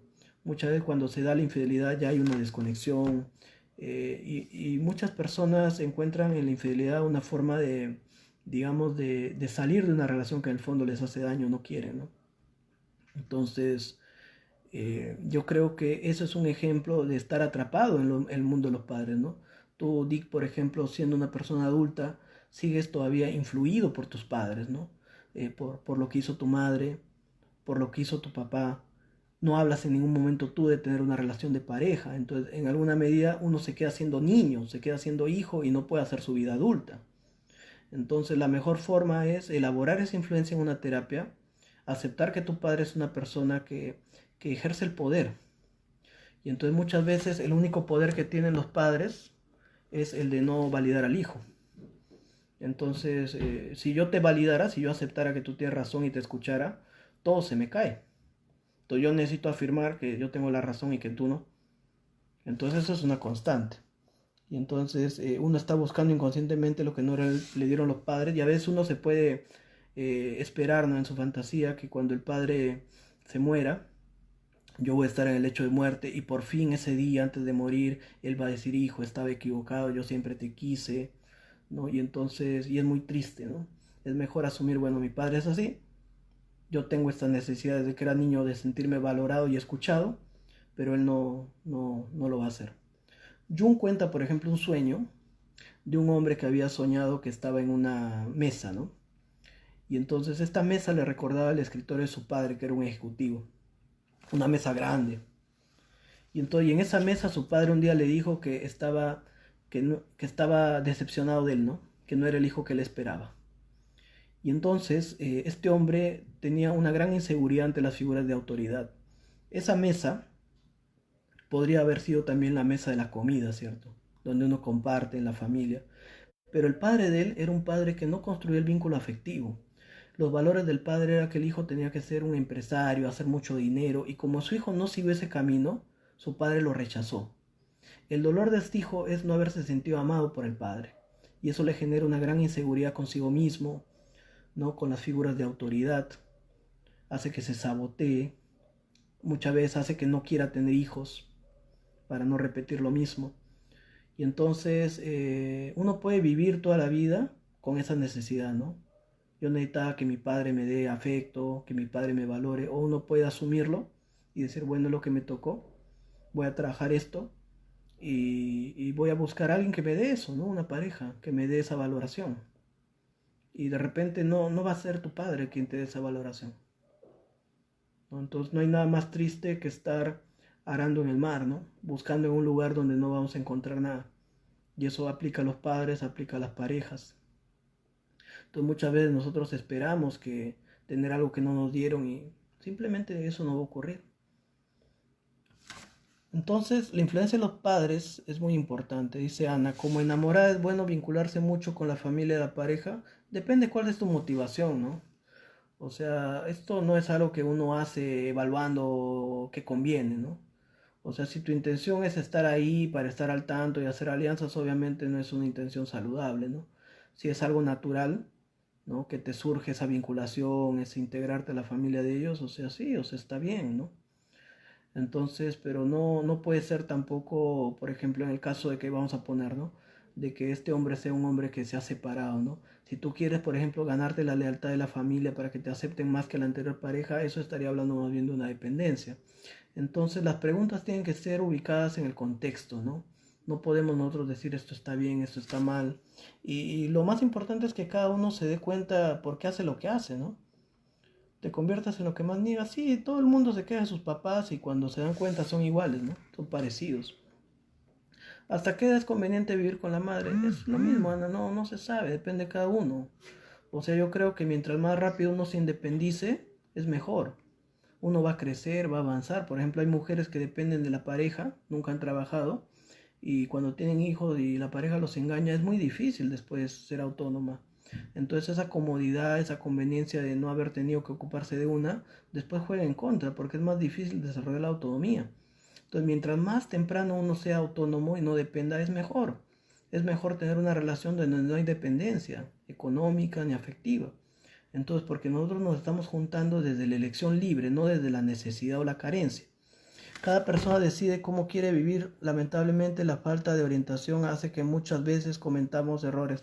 A veces incluso teniendo orientación vamos a cometer errores. No se puede no cometer errores, Janely. O sea, la vida está llena de errores. Son los errores, justamente esas piedras de Hércules, los que hacen que desarrollemos conciencia y que corrijamos. O sea, si nosotros podríamos haber tenido la experiencia que tenemos hoy, no hubiéramos cometido los errores que hemos cometido, pero no seríamos quienes somos. Entonces es una contradicción. La única forma de avanzar en la vida es equivocándonos, teniendo errores. Es así, o sea, nosotros crecemos en base al error, al sufrimiento. Es parte de la vida. ¿Qué tan cierto hay que los hijos se fijan en sus parejas viendo inconscientemente el espejo de sus padres? ¿Ello es sano? En primer lugar, tu pregunta tiene un error, porque si es algo inconsciente tú no te vas a fijar, va a ser algo que te va a pasar. Entonces decía Jung, uno no tiene inconsciente, el inconsciente lo tiene a uno. O sea, uno muchas veces puede pensar que estas cosas uno las elige. A uno le pasa esto. Cuando uno empieza a ver, por ejemplo, en el análisis, ¿no? A comprender desde dónde uno se juntó. Por ejemplo, ¿por qué se juntó con esta persona, ¿no? De repente esta persona me ofreció hacer la pareja que no tuvieron mis padres o una familia. O de repente esta persona me escuchaba y yo me sentí no escuchada por mis padres, o me sentí apoyada por esta persona en un momento difícil y yo sentí que siempre iba a ser así, pero una vez que la relación se estableció ya no era el mismo, ya no me escuchaba, no me daba esa atención, porque las personas son unas cuando están enamoradas y otras cuando ya la relación se normaliza. O sea, no podemos creer ingenuamente que la persona va a ser la misma. O sea, cada persona muestra su mejor cara al momento del enamoramiento, porque quiere, bueno, lograr establecer el vínculo. Y una vez que eso es seguro, la persona va cambiando progresivamente. Entonces todos usamos la mejor imagen, la mejor ropa, ¿no? Para al comienzo y después, como esa canción, ¿no? Llévala al cine, ¿no? Llévala al cine, ¿no? ¿Se acuerdan de esa canción? ¿No? Y ahora ya no se acuerda de nada, de llevarla, de atenderla. Entonces, al comienzo, cuando uno está enamorado y está buscando establecer el vínculo, uno es muy atento, escucha, muestra lo mejor, pero cuando tú empiezas a vivir con la pareja y empiezas a ver todo, es difícil, no es fácil. Y muchas parejas no logran atravesar ese momento, ¿no? Ese primer estadio, encuentro de la relación. Entonces Micaela dice, después de esa distancia con el padre se puede retomar la confianza y la relación de antes. Puedes establecer, Micaela, una relación adulta con tu padre, ¿no? Pero la relación que hubieras querido de niña ya no la vas a poder tener. O sea, lo que no te dieron los padres cuando eras niña, ya no te lo van a dar. Entonces muchos padres quieren de alguna manera darle a los hijos lo que no le dieron y es imposible. O sea, uno tiene que ocuparse de esa carencia en un proceso terapéutico, ¿no? Y puedes establecer una relación adulta diferente con tu padre, sí. O sea, una cosa es la relación de uno con su padre como niño y otra es como una persona adulta. Y para los padres es muy difícil, digamos, aceptar que el hijo es, digamos, es muy difícil aceptar que el hijo es un par. O sea, el paso en el que el hijo es alguien que está por debajo y tú le dices qué hacer y te hace caso, es sencillo ser padre ahí. Pero cuando el hijo empieza a cuestionar al padre, o le dice, ¿por qué? ¿Por qué eres mi papá? ¿Porque soy tu papá? ¿Porque soy tu mamá? Ese argumento ya no sirve cuando el niño desarrolla su pensamiento, el adolescente. Entonces, si el padre es necio, si el padre no trabaja en sí mismo, entonces, digamos, no va a poder conservar el respeto del hijo. Y entonces esa etapa donde el padre y el hijo llegan a ser adultos y que el padre logre establecer un respeto hacia el hijo como adulto, lo reconozca, lo valide. Por ejemplo, el respeto es no meterte en su relación, no meterte en sus decisiones, no meterte en tu vida. Hay dos formas de ser padre. Una forma es ser padre apoyando al hijo, confirmándolo, y otra es oponiéndote, cuestionándolo, descalificando toda elección que él haga. En la mitología griega hay una historia digamos, de Cronos, ¿no? Primero estaba Urano, ¿no? Que era un padre que no dejaba que ningún hijo nazca, lo retenía en el vientre de la madre. Y Cronos, ¿no? Abre el vientre de la madre, se traga a la madre una guadaña y con eso abre el vientre de la madre y castra al padre. Y Cronos se vuelve después el dios que regía el universo, ¿no? El dios del tiempo, Cronos. Y entonces Cronos empieza de alguna manera a devorar a sus hijos, se los comía. Y la madre empieza a esconder a los hijos y salva a varios, ¿no? Entre ellos a Zeus. Entonces después los hijos se rebelan contra el padre y lo castran. Y se crea el Olimpo. Y entonces Zeus, sin embargo, tenía miedo de que su hijo también lo castre, ¿no? Le haga lo mismo que ha hecho él y su padre. Entonces cuando su mujer está embarazada, Metis, a él le dicen que iba a tener una hija y que esa hija lo iba a derrocar. Entonces él, para evitar eso, como Metis podía transformarse en agua, le dice, a ver, transfórmate en agua y entra en esta copa. Y entra en la copa y se la bebe, se la traga. Entonces, ¿qué quiere decir esto? Quiere decir que el padre muchas veces quiere devorar a los hijos o retenerlos, no dejarlos crecer, salir, hacer su vida, como Urano. A veces se los devora, se los come, o sea, devorar como la brujita del cuento de Hansel y Gretel, que le daba a los niñitos dulces, pero era para engordarlos y comérselos. O sea, son los padres que le dan amor a los hijos, que le dan afecto, pero que no quieren que los hijos hagan su propia vida. O sea, se devoran la individualidad del hijo, su identidad. Incluso generan culpa, ¿no? ¿Qué va a hacer de mí cuando esté sola? ¿Quién me va a ver? Y hay padres que tienen hijos bastón, ¿no? Muchas veces uno de los hijos se sacrifica, no tiene familia y se vuelve el cuidador de los padres. Entonces muchas veces, sobre todo en los padres que no han podido rehacer su vida afectiva, ¿no? En las madres. Entonces lo mejor que puede hacer uno como padre es ocuparse de sus problemas, trabajar la relación con su pareja o expareja y en el caso de que termine una relación buscarse a otra persona que los acompañe, o sea, y no hacer que el hijo se ponga en ese lugar, ¿no? En el lugar de una pareja. El hijo tiene derecho a hacer su vida y muchas veces el hijo por amor a los padres también termina como sacrificándose, castrándose. Y entonces estos padres devoradores, ¿no? Que devoran la identidad, ¿no? El sentido de vida de los hijos, lo propio, que siempre se están metiendo en la vida diciendo qué hacer, qué deben estudiar, uno tiene que castrarlos. Eso es lo que dice Jung, o sea, uno tiene que oponerse a los padres y darse su lugar como adulto en la vida. O sea, tú puedes ser mi papá, mi mamá, te quiero mucho, no eres importante para mí, pero mi vida la decido yo. Mi relación de pareja la decido yo. Cómo crío a mis hijos la decido yo. Y entonces eso implica el madurar. Y es difícil, ¿no? Hay gente que seguramente va a escuchar esto y no va a entenderlo, le va a parecer difícil, pero es parte del proceso de maduración. Y entonces Zeus se devora no solamente a los hijos, sino a la madre. Entonces es el hombre machista del patriarcado, ¿no? Que somete a todos, que por miedo a perder el poder es autoritario y somete y se devora a la madre y al hijo. Entonces, hogares donde la mujer no tiene voz, hay muchos cuentos de hadas donde la mujer no opina, la mayoría de los niños en los cuentos de hadas son huérfanos, no tienen papás, que habla de este tipo de familias, ¿no? Donde el padre no está presente, la madre no está presente, el ogro, ¿no? Que somete a todos y la viejita que ayuda, ¿no? O sea, la madre que por lo bajo ayuda al niño, pero que no puede enfrentarse al papá, que le tiene miedo. O sea, se crean esas dinámicas de machismo, ¿no? Donde hay una especie de complicidad de la madre, ¿no? Desde el temor también. Y entonces Zeus empieza a tener fuertes dolores de cabeza, y es tanto el dolor de cabeza que tiene, que le pide a su hijo que le meta un hachazo en la cabeza. Cuando le mete el hachazo sale de ahí lista para la batalla Atenea, la diosa de la razón, la sabiduría. ¿Qué quiere decir esto? Que uno como padre tiene que abrir su mente, ¿no? La mente tiene que abrirse. No siempre las cosas son de una manera, siempre hay dos formas de ver la vida. El punto de vista del hijo es válido, el punto de vista de la pareja es válido, el punto de vista mío también tiene una razón. Pero no sabemos dialogar, mantenemos una mente cerrada, conservadora, devoradora, que retina al otro. Y entonces esa apertura mental, ¿no? Para que nazca una nueva conciencia, que es una conciencia en este caso en el mito más femenina, o sea, una conciencia más de lo afectivo, lo emocional. Sin embargo, este mito sigue enfrascado en lo patriarcal porque tiene que ver con una mujer. Atenea es una mujer muy adaptada, ¿no? Atenea la consejera de su papá. O sea, es como que la mujer tiene lugar en esa sociedad machista y patriarcal siempre y cuando se adecue a las expectativas de los hombres, ¿no? Tiene que ser buena madre, buena esposa, buena profesional, hacer todo. Es muy diferente, por ejemplo, a Artemisa, que es la otra hija de la hermana de Atena, que vive en el bosque sola y libre, ¿no? Que no le interesa satisfacer a su papá. Y entonces hay mujeres y hombres que quedan atrapados en esa necesidad de satisfacer a los padres, ¿no? De agradar, porque nosotros hemos sido criados también en la búsqueda de aceptación. No nos dicen, si no haces esto, no te quiero, te voy a dejar o no te voy a dar lo otro.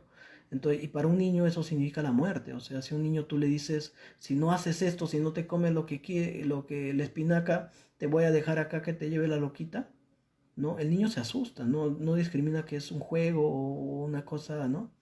O sea, el niño cree realmente que va a ser abandonado, que va a perder el amor.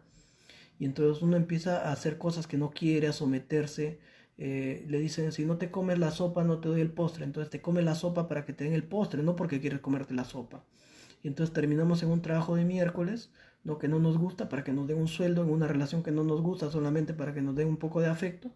Y entonces hemos sido criados así, con el condicionamiento afectivo, el chantaje afectivo. Si no haces esto, no te quiero, o me molesto, o te hago sentir que no estoy de acuerdo, te ignoro, ¿no? Y eso es muy nocivo también. Bueno, hay tanto que hablar, ¿no? Una hora es poco tiempo. ¿Qué tanto puede dañar el abandono de una madre a un hijo de los 14 años y haber vivido los 14 años viendo maltrato y abuso? Eso depende de cada persona, ¿no? Yo creo que es inevitable que esa persona va a tener de todas maneras un problema. Saber que eso fue la madre de viaje, qué tanto daño le hace a un hombre, bastante daño, ¿no? Bastante daño. La relación del hombre con la madre puede ser una relación buena, o sea, un complejo positivo en la búsqueda, no bueno en el sentido de que sea buena, positiva, sino en el sentido de que él está buscando a la madre. O sea, hay hombres que están buscando a su mamá. Entonces, cuando establecen una relación con una mujer, no buscan pareja, buscan mamá, buscan a alguien que los atienda, les cubra sus necesidades. Entonces, pareja es estar a la par. Y al revés, ¿no? Hay un resentimiento hacia la madre y pueden ser más bien hombres infieles o hombres que de repente son despectivos, que abusan de la mujer, la maltratan, porque en el fondo han quedado resentidos hacia la mujer, hacia la madre, hacia ese aspecto. Y muchas veces también se da cuando ha habido un problema con la madre o con el padre, que las personas pueden funcionar muy bien en la relación de pareja, pero cuando van a ser padres, cuando se entera que la pareja son padres, se les activa ese trauma y salen desesperados de la relación.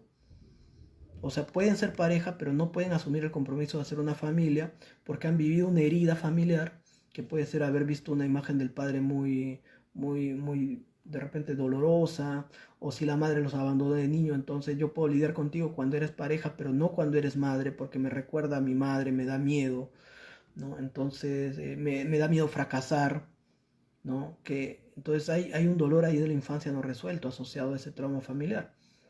Y entonces hay muchas carencias infantiles que se llevan a la vida actual, ¿no? Por ejemplo, mujeres que han visto al padre infiel y que se vuelven muy inseguras, muy celosas, muy desconfiadas de la pareja, ¿no?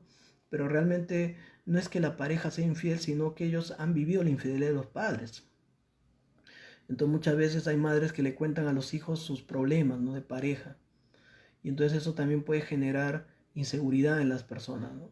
Y entonces hay personas que ni siquiera han vivido las cosas que les han contado los padres, pero esa vivencia que les han contado ya genera en ellos traumas, miedos, ansiedades que deterioran sus relaciones muchas veces. Entonces, la influencia de los padres es importante analizar qué tipo de relación han tenido nuestros padres entre ellos como pareja. Es la pareja que fueron, o sea, si hayan durado poco tiempo, o si solamente se hayan acostado una vez de su unión, de ese acto, o sea, nacimos nosotros. Si no tuviéramos el padre que tenemos o la madre que tuvimos, no seríamos quienes somos, seríamos otras personas. Entonces muchas veces uno reniega de los padres y no se da cuenta que está renegando de sí mismo, porque nosotros somos el resultado de su unión.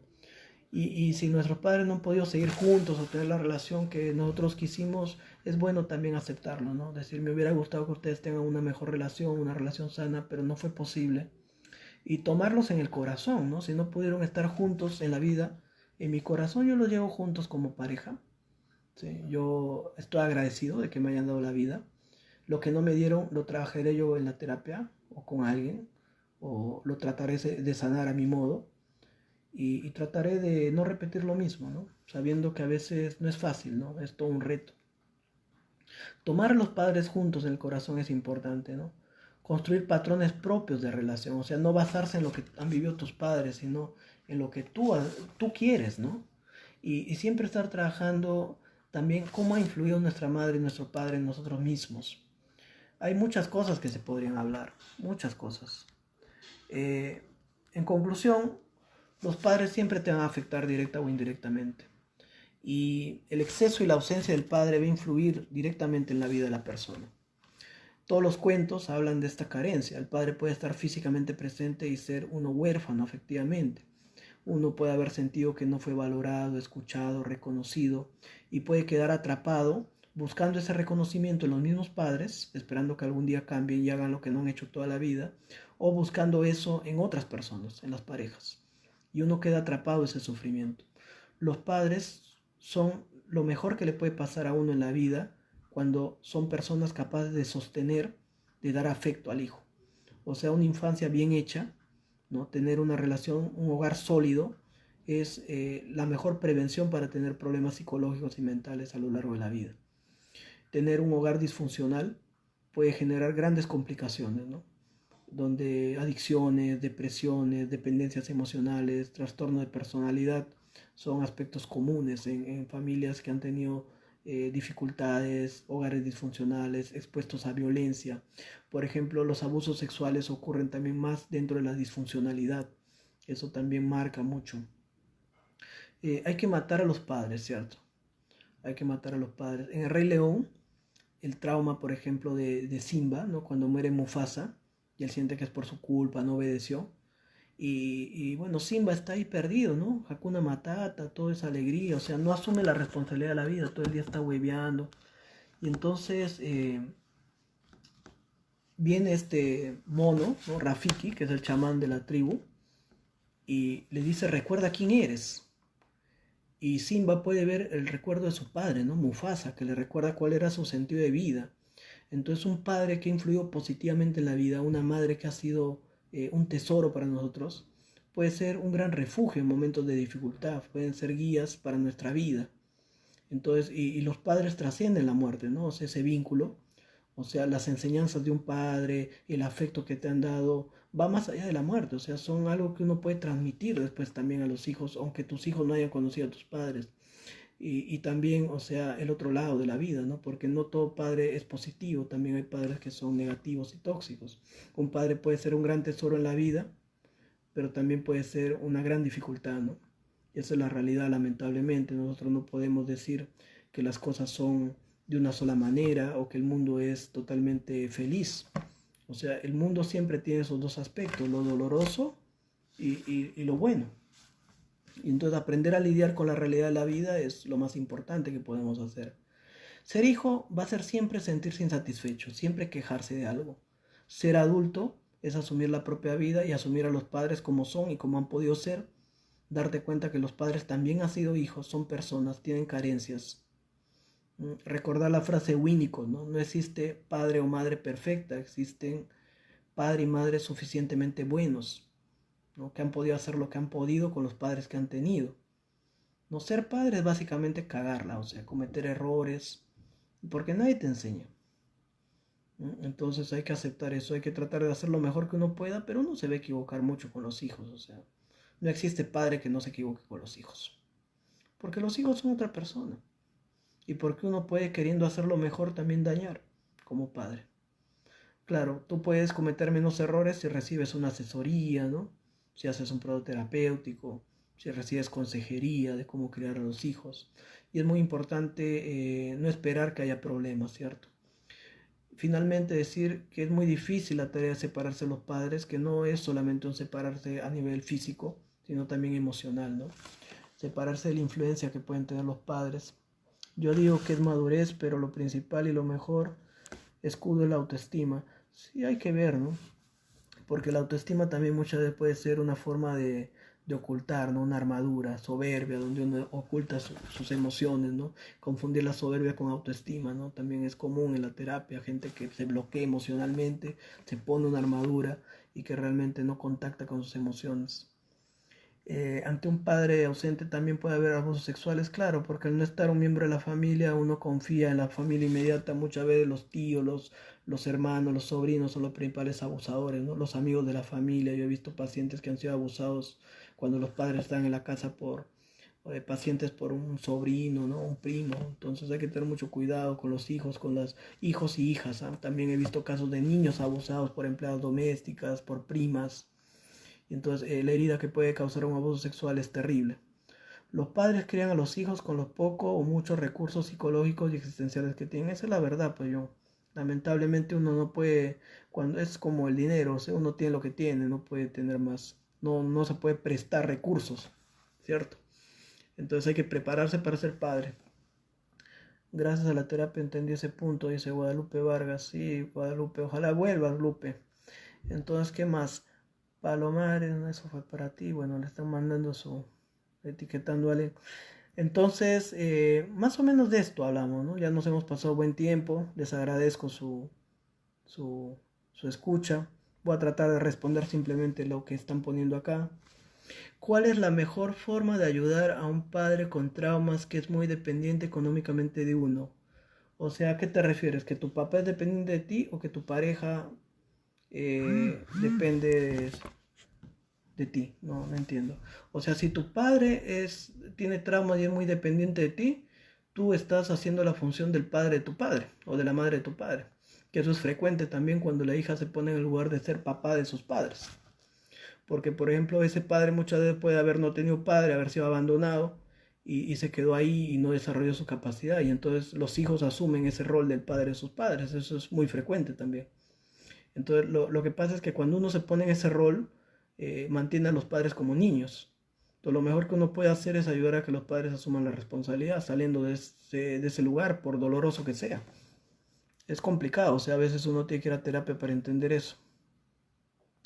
Dice, yo soy divorciada y vivo con mi hija de 14 años, pero más parece mi rume que mi hija, porque hace sus cosas sola y desayuna. Está muy bien que haga sus cosas sola. O sea, es una persona independiente. Y entonces en el caso de ti, de repente tú esperarías que sea más dependiente de ti, pero eso no le haría bien a ella, porque ella es una persona que está en un proceso de diferenciación, es adolescente. Entonces lo que yo te sugiero es que tú trabajes en ti, que tú hagas una terapia o que tú aprendas a estar contigo, ¿no? Decía Jean-Paul Sartre, quien consigo mismo mal se siente, en mala compañía se encuentra. Entonces si uno está necesitando de una pareja, de un hijo para sentirse bien, querido, o sea, uno tiene un problema de dependencia emocional, ¿no? Importante. ¿De qué manera podemos hacer que los hijos acepten la separación de los padres? Bueno, eso no depende de ti, o sea, el hijo puede aceptarlo o no. O sea, lo que pasa es que si tú te separas bien, si ellos ven que ustedes pueden seguir manteniendo su rol de padres, y para eso a veces necesitan una terapia, lo van a aceptar mejor. Lo que mejor quieren los hijos, como dice nuestro profesor de terapia familiar, el doctor Jorge Fernández, es que sus padres estén bien juntos. Y Eso es lo que quieren los hijos, que los padres estén bien juntos. Lo segundo que les conviene a los hijos es que los padres estén bien, aunque tengan que estar separados. O sea, es mejor que estén bien separados a que estén mal juntos, ¿no? Entonces, si ustedes logran separarse y seguir bien, no hacer una terapia, porque la terapia no siempre pareja es para juntarse, ojo, es para separarse bien también. Si ustedes logran mantener el respeto, el acuerdo, no involucrarlos en sus problemas, cerrar esa relación, y el hijo ve eso, o sea, no se siente amenazado que va a perder uno de los padres o que uno lo hace cómplice, o sea, van a poder elaborar mejor la ruptura. Y finalmente, lo que decían los padres no es un tema de los hijos, o sea, los hijos no van a decidir si los padres siguen juntos o no, esa es una decisión de los padres. Y los hijos tendrán que aceptar la decisión que toman sus padres y si les duele mucho y genera un trauma, tendrán que tratarlo cuando crezcan en una terapia. Y posiblemente, ¿no? Como todo nos toca en la vida, cada uno cuando crece tiene que asumir lo que le tocó. Entonces no depende de uno hacer que el hijo lo acepte. Si el hijo no lo quiere aceptar, sobre todo cuando es adolescente, es un tema de él. ¿Podemos ayudarlo a que vaya a una terapia para que acepte? Sí, podemos. Pero si nosotros lo llevamos a la terapia al hijo para que acepte y ustedes son tóxicos en esa separación, se están peleando, no sirve de nada. Porque básicamente los hijos tienen dos problemas, ¿no? Papá y mamá. ¿No? Los hijos tienen dos problemas, papá y mamá. Y muchas veces quieren que el psicólogo, el terapeuta resuelva, o sea, lo que ellos generan, una relación tóxica, ¿no? Y no les gusta. Entonces, cuando un terapeuta les dice, por ejemplo, que el problema son ellos y no el hijo, que el hijo lo dejen tranquilo, buscan otro terapeuta que les va a decir, sí, el problema es el chico y lo van a tener al chico ahí, cuando el problema son ellos y ellos deberían ir a terapia. Yo creo que es poco ético mantener un chico en terapia infantil o adolescente cuando el problema son los padres, solamente porque te pagan. Y entonces, y los padres muchas veces no quieren asumir su responsabilidad. ¿Qué hacer cuando los hijos te recuerdan mucho a la madre de tus hijos todo el momento y uno quiere olvidarla? O sea, ¿qué vas a hacer? Pues si te recuerdan y tú no lo olvidas, es que no la has olvidado, tienes que ir a terapia para trabajar esa relación. O sea, cuando tú veas a tus hijos, siempre vas a ver a la madre de tus hijos, porque, bueno, son hijos de ella. Es como cuando una mujer ve a su hijo y ve al ex. Entonces uno tiene que hacer una terapia para trabajar eso. O sea, los problemas psicológicos no se van solos. O sea, es como que se te pica un diente, ¿qué haces? Te vas al dentista, ¿cierto? Entonces, si tú no puedes olvidar a tu ex, ¿qué vas a hacer? ¿Esperar que eso se olvide solo? ¿Meterte con otra persona esperando que eso se resuelva solo? Entonces, lamentablemente, la salud mental en el país es aún muy deplorable. La gente no valora lo que es un producto terapéutico, no conoce. Mucha gente ni siquiera sabe que la historia personal, lo que vivieron los padres, puede influir en mi forma de vida. Entonces yo lo que te recomiendo es que tú hagas una terapia para poder trabajar esa relación con tu expareja que no cerraste y para poder tú no echarle la responsabilidad a tus hijos de que son ellos los que te obligan a ti a no olvidarla cuando eres tú el que no ha podido cerrar la relación realmente. Entonces, ¿qué más? Creo que ahí estamos, ¿no? Si me siguen haciendo preguntas ya no vamos a poder cerrar, chicos. Entonces dice Ubi, en el caso de que tienen un padre que siempre ha sido cariñoso contigo y presente, pero optas por parejas que no te respetan, te son infieles, incluso te agreden, ¿qué te está pasando? Pues tienes que ir a terapia, Ubi, para ver qué te está pasando. O sea, uno también es adicto a veces a las relaciones tóxicas, ¿no? Entonces uno no se permite tampoco ser amado, ser querido. Si ha visto una relación en los padres tan tóxica, muchas veces está atrapado en eso, ¿no? Entonces, tú lo que dices es que hay una persona que da afecto, pero esta persona tiende a buscar personas que son más bien eh, que no te respetan, que te agreden. Entonces la pregunta es, ¿qué ganas tú buscando ese tipo de relación? ¿Para qué buscas eso? ¿Qué es lo que estás buscando inconscientemente? ¿De qué te sirve o qué te está evitando? Por ejemplo, si el miedo es un miedo al compromiso, entonces me puede dar mucho miedo una buena relación que una mala relación, porque si yo, por ejemplo, mis padres se separaron o tengo miedo a que me dejen, o sea, yo le tengo más miedo a enamorarme, a comprometerme, porque me va a doler más si me engañan o si me dejan. Entonces yo no me involucro, me meto en relaciones superficiales. Entonces hay que ver ahí inconscientemente cuál es la dinámica y para eso hay que ir a terapia. Las charlas no son terapia, ¿no? La terapia es hacer un proceso mínimo de 3 meses por lo menos, una vez a la semana y trabajar tus cosas. Así como uno invierte en ir al gimnasio, como uno invierte en salir a comer, así también uno tiene que invertir en uno mismo. Es importante invertir en uno mismo. Por ejemplo, los terapeutas también tienen que hacer terapia. Así como un taxista le hace mantenimiento a su carro, la persona también tiene que hacerse un mantenimiento personal, revisar sus problemas, sus temas, su infancia, su adolescencia, la relación con sus exparejas. Si terminan una relación, ir con una persona y elaborar ese vínculo y cerrarlo bien. O sea, no espontáneamente no se va a resolver. ¿No? Muchas veces esas heridas quedan ahí. Dice Evi, si una madre justifica sus errores porque no tuvo una madre presente en su niñez, claro, o sea, en el fondo ella no acepta que ha sido igual que su madre, ¿no? O sea, es una niña herida que al no ocuparse esa herida, que no tiene los recursos psicológicos y muchas veces tiene miedo a contactar con ese dolor, sobre todo si se ha construido con una mujer fuerte, que lo puede todo, que no necesita de nadie. El hecho de empezar a hablar de esto, de su infancia, es contactar su vulnerabilidad. Y entonces ella tiene que mantenerse fuerte, porque si no se derrumba emocionalmente. Y esas personas que son muchas veces fuertes, así esas madres frías, distantes, son muchas veces también personas que son muy vulnerables, ¿no? Por dentro. Que si empiezan a contactar con esas heridas se derrumban emocionalmente, son muy sensibles. Y entonces, por no ocuparse de la relación con su madre, terminan dañando la relación con su hija. Entonces eso es muy importante. La relación entre la madre y la hija es bastante difícil, ¿no? Entonces Mirza, terapia para separarse, claro, también es importante. Dice Dayana, comparto la cuestión de mi hermanito con mi mamá, entonces no crea mucho conflicto a ambas.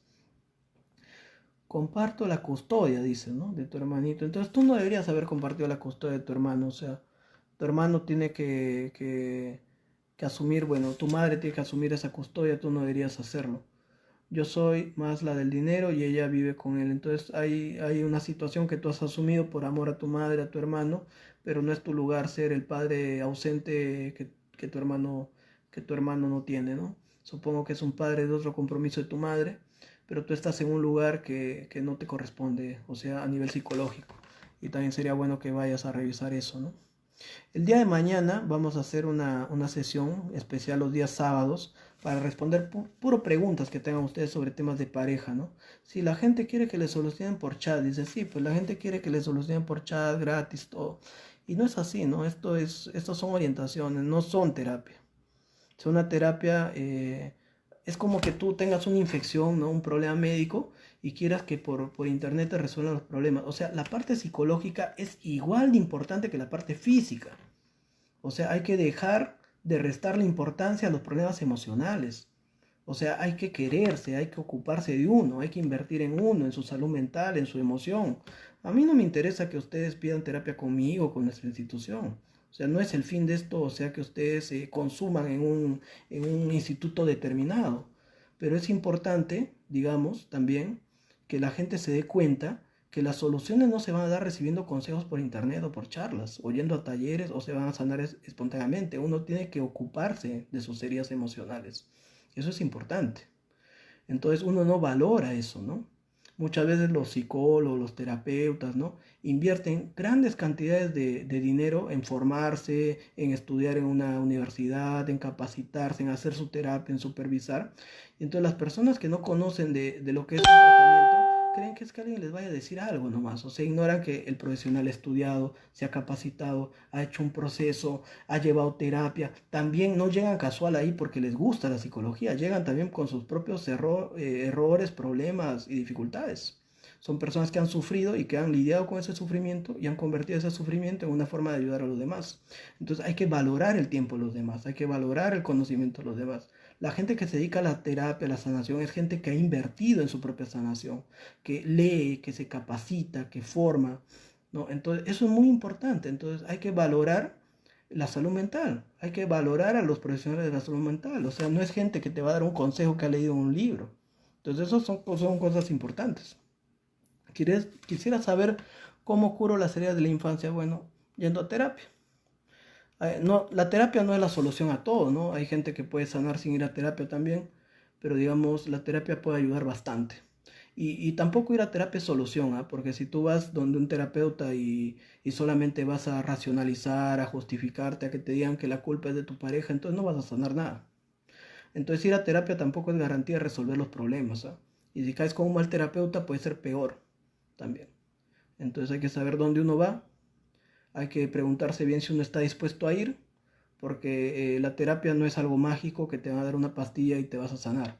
Es muchas veces revisar lo más difícil de uno, su infancia, traumas, y cuando la gente empieza a ver de qué se trata, abandona. Mucha gente abandona la terapia, o sea, es más gente la que abandona que la que sigue. Entonces no es lo mismo terminar un proceso terapéutico, ¿no? Terminarlo que abandonarlo.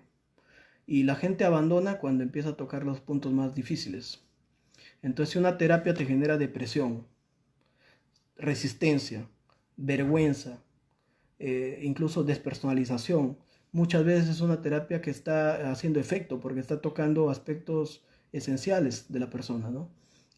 ¿Cómo no me voy a deprimir yo si descubro que mi madre que tanto quería realmente estuvo ausente, no me quiso, no me dieron? Entonces, y yo ya no quiero ir a hablar, no me incomoda hablar de esas cosas, no quiero, y encima pagarle a una persona. Entonces, digamos, la terapia no es algo fácil, es algo difícil, no es sencillo. Entonces hay que pensar muy bien si uno quiere ir a terapia. Entonces eso es importante, ¿no? Cuando a veces las personas quieren llevar a su pareja a terapia, ¿no? Y quieren echarle la culpa a la pareja de que ellos son la causa de sus problemas. Cuando empiezan a ir a terapia se dan cuenta que ellos también están mal. Entonces, mucha gente abandona cuando le dicen las verdades.